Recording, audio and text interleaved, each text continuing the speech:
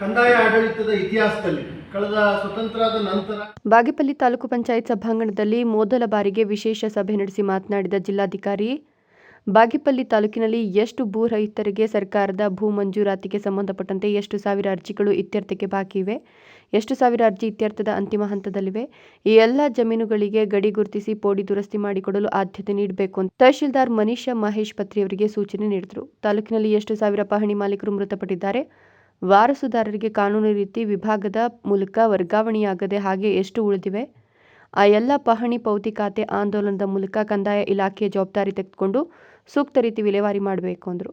ಮೃತರ ಜಮೀನುಗಳ ಪಹಣಿ ಮಾಲೀಕರ ವಾರಸುದಾರರ ಮನೆಗಳಿಗೆ ಭೇಟಿ ನೀಡಿ ತಿಳುವಳಿಕೆ ಪತ್ರ ವಿತರಿಸಿ ಪೌತಿ ಖಾತೆ ಆಂದೋಲನ ಸಂಪೂರ್ಣ ಯಶಸ್ವಿಗೊಳಿಸಲು ಕಂದಾಯ ಇಲಾಖೆ ಶ್ರಮಿಸಬೇಕು. ಅಲ್ಲದೆ ಭೂ ಸುರಕ್ಷಾ ಯೋಜನೆಯಡಿ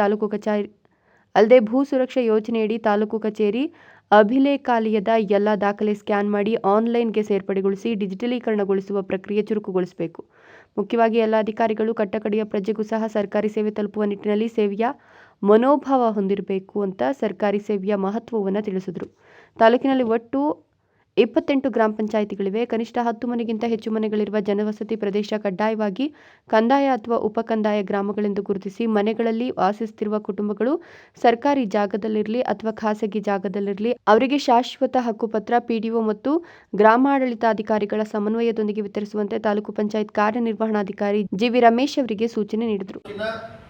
ಗುಡಿಬಂಡೆ ತಾಲೂಕಿನ ಚೇಳೂರು ತಾಲೂಕಿನ ಎಲ್ಲ ಸಮಸ್ಯೆಗಳು ಒಂದು ದೊಡ್ಡ ಪಟ್ಟಿಯನ್ನು ತಗೊಂಡ್ಬಂದಿದ್ದು, ಇಂತಿಂಥ ಸಮಸ್ಯೆಗಳು ನನ್ನ ತಾಲೂಕಲ್ಲಿ ಇದೆ ಅಂತಕ್ಕಂಥದ್ದನ್ನು ಒಬ್ಬ ಜನಪ್ರತಿನಿಧಿಯಾಗಿ ಅವರು ಕೂಡ ನನ್ನ ಗಮನಕ್ಕೆ ತಂದಿದ್ದಾರೆ.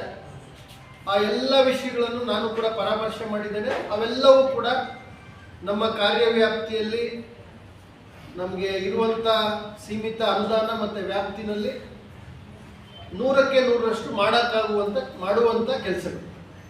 ಸುದೀರ್ಘವಾಗಿ 2017 ವರ್ಷಗಳ ಕಾಲ ಸುದೀರ್ಘವಾಗಿ ಎಲ್ಲ ಇಲಾಖೆಗಳಲ್ಲಿ ನಗರಾಭಿವೃದ್ಧಿ ಆಗಲಿ, ಗ್ರಾಮೀಣಾಭಿವೃದ್ಧಿ ಆಗಲಿ, ಕಂದಾಯ ಆಗಲಿ, ವಸತಿ ಆಗಲಿ, ಸರ್ಕಾರ ಮಟ್ಟದಲ್ಲಾಗಲಿ ಈ ಥರ ಅನೇಕ ಆಯಾಮಗಳಲ್ಲಿ ಕೆಲಸ ಮಾಡಿದ್ದೀನಿ.